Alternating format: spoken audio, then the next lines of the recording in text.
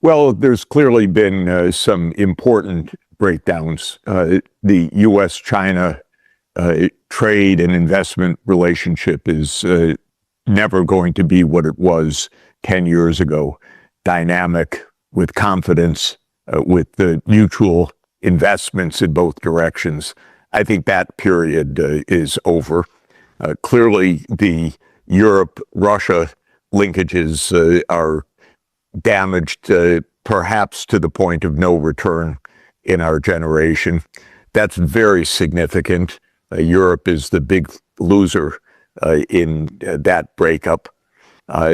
Clearly, there is regionalization taking place because there are simply more risks of anything related to long-distance trade and logistics. So trade and investment relations within Asia are strengthening. Trade and investment relations within Africa are likely to strengthen. Europe is rather bereft because it broke relations with its main natural resource provider, supplier, which was Russia. And all it looks to is a completely unstable, nasty, and disdainful United States right now. So Europe is completely adrift economically. These are deeper trends that are not going to be changed by any of the events in the next weeks or months. But I think it's very important to say at the outset that the world economy still hangs in the balance, even in days and weeks. It sounds melodramatic, but I think it's true. If the United States resumes the war with Iran, which I think we have to put at 50% or higher, the results would be devastating under any circumstance. And we're at that precipice. We have a completely deinstitutionalized United States government. We have a absolutely out of control Israeli military state. It's become nothing more than a war state, and it wants continued war. If the war that is on simmer right now turns back to boil, then when we meet after that, if that happens, everything will be dramatically accelerated, magnified, and made horrendously worse in its short-term economic impact. But the point is, because of essentially U.S.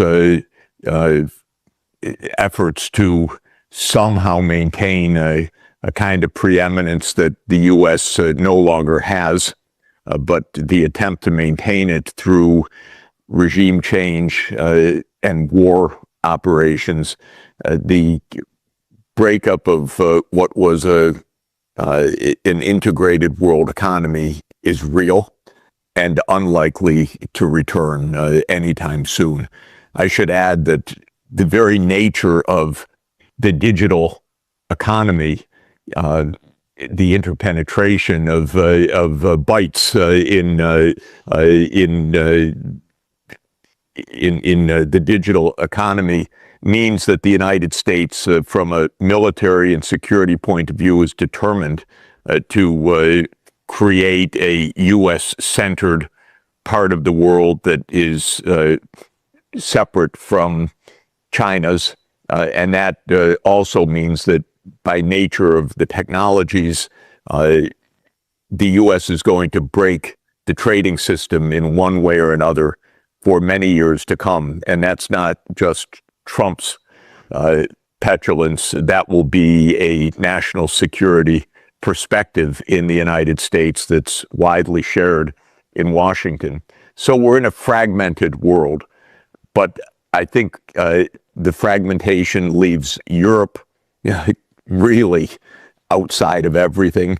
It leaves the United States probably aiming mainly to control what will be an increasingly unruly Americas, which will not accept the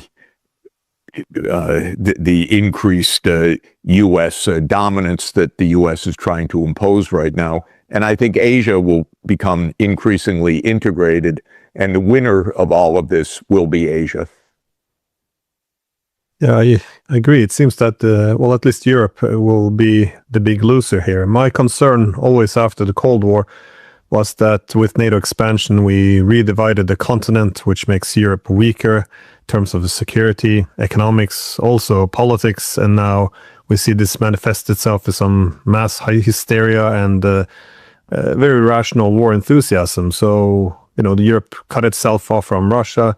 We see Middle East being reorganized, and essentially Europe is now putting all its eggs in the US basket because this was the source of stability over the past 80 years. But even the US now is very openly losing its interest in a less relevant Europe. How do you see the possible pathways now, though, for Europe? I mean, is there a way to restore its prosperity or relevance, security, or do you think it's already played all the cards it could? Well, the Europeans should have reflected on the fact that it was the United States that worked very hard to keep Europe and Russia apart. And so for decades, it was the United States that was warning against Nord Stream and against the closer relations between Germany and Russia, meaning that those links were good for Europe, especially good for Germany as the main economy, main economic motor of Europe, I should say.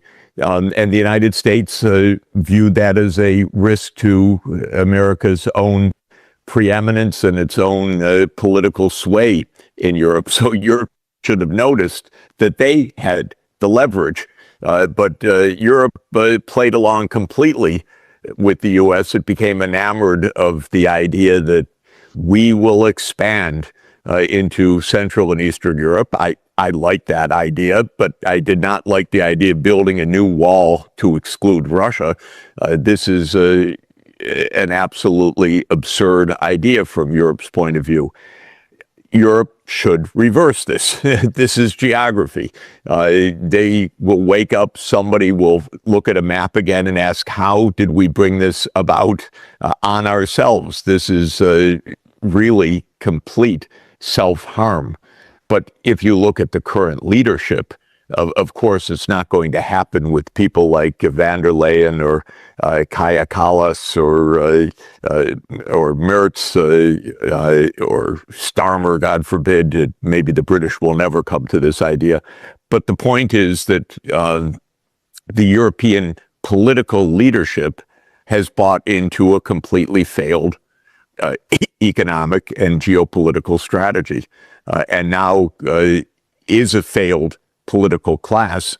And until that changes one way or another with new political entrepreneurship in Europe, Europe is just going to be in decline economically. We see it. There's industry is shuttering up, and there is no bright spot in the European economy right now at all. Yeah, I recently, read a speech of Elbridge Colby, the Undersecretary of Defense for Policy, and what I thought was remarkable was he didn't really suggest that the war in Ukraine should come to an end. The speech more suggested that the Europeans should just, arm themselves and take over. So, in other words, outsourcing the war rather than ending it. And as we've seen, the Europeans now just approved this $90 billion to Ukraine. They call it a loan, but I think that's more to deceive their own public because this money is not coming back. But at the same time, there seems to be growing preparedness to also all get more directly engaged in this war with Russia. But as we see this, we also see opposition growing in Europe as well, because as you said, the political elites and the public, they're not necessarily on the same page. Do you see any any shifts here, like people waking up among the public, or do you think that the current political elites are too entrenched? Let me say something about Colby and something about the funny thing that happened on the way to our current disaster. I've been teaching international trade now for 46 years. And when I studied as a student, we studied international trade and why it was good, why it was mutually beneficial. And we spent about 15 minutes in the semester on what was called the national security exception. And I remember my professor, who was a learned professor of international trade, saying, well, all the good things we're talking about trade, we should remember that there might be exceptions if national security is at stake. And it was about a 15-minute aside. Now, this is the way that economists, I would say good economists, view the world. And good economics in this regard goes back to Adam Smith. We celebrate the 250th anniversary of The Wealth of Nations this year. Adam Smith's idea was that an expanding world market is mutually beneficial for all of the participants. And he was a great humanist, and he said, everybody will benefit. Even today's bereft and colonized peoples will gain strength through international trade and the flow of ideas, and there will be a rebalancing of the world so that all parts of the world will benefit from open trade. And Smith advised the British monarchy and parliament of his day in 1776, give up the American colonies. You don't need military control, just trade with America. You don't need to have an imperial policy. Eventually, or soon enough, actually, the American Revolutionary War broke out, and by 1781, the British colonies were now independent of Britain. But the point was that economics, as a discipline, has recognized that open trade is mutually beneficial. Of course, trade under colonial or imperial imposition is not. But open trade among sovereign nations is mutually beneficial.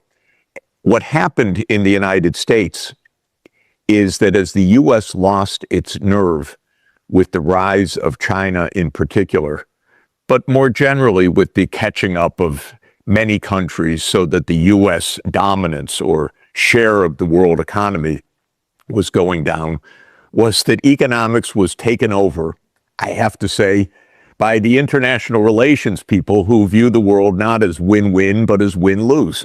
And suddenly the idea that economics should be ordered to preserve American hegemony became an increasingly interesting discussion in the American scene. I found it never very interesting. I found it absolutely ignorant of basic economics and also wrong-headed, because fundamentally for me, the rise of China was not a threat. It was a benefit first to the 1.4 billion people of China, and ultimately a gain for the whole world through trade, through China's innovations, and so forth. But from the American point of view, conceptual point of view, people like Eldridge Colby or people like Jake Sullivan in the Biden administration, economics became the instrument for continued American hegemony.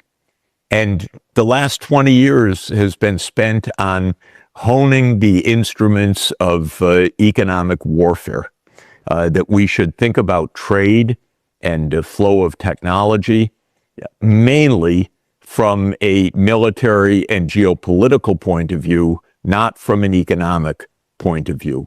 So the main idea was now we have to remake the economy to suit American dominance or to protect and extend American dominance. Jake Sullivan, who was the national security advisor for Biden, now teaches at Harvard University, my old stomping grounds. And he's written a piece in Foreign Affairs recently, our important journal for discussion of geopolitics. Again, basically about how economics should be run for the sake of American power. Well, to my mind, all of this is mind-boggling in its economic ignorance and its economic destructiveness. But this kind of discussion dominates right now. Economics is no longer about economic prosperity and well-being in the U.S., even, I would say, university context. It's about power, and it's about how we can head off China's rise and how the information technology world should be organized so that China is not a beneficiary, or how the NVIDIA chips are kept out of China's hands, and so forth. All of this has reoriented our thinking in an extraordinarily destructive way, because we are taking down the basic scaffolding which made the world economy achieve economic growth and development for the developing countries to a large extent. And people in the U.S. say globalization failed. Globalization did not fail. Globalization provided the basis for worldwide economic progress that happened to be especially rapid progress in the developing and emerging economies. That's success. That's not failure. But what economic growth did was diminish, in particular, the share of the United States in the overall world output. And that is what is unnerving to these strategists, so-called. They want to keep American dominance, not American well-being. So the American people are suffering from this absurd war that we're in, because this Iran war is tragic, but also completely absurd. It never should have happened. Any sane president would have known not to do this.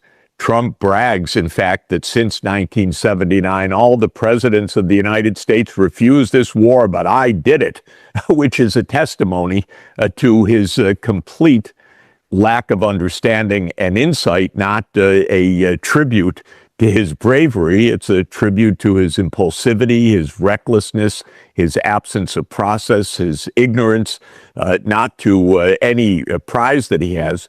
But it's part of this idea that we're playing with the world economy for the sake of American power, not even for the economic well-being of the American people.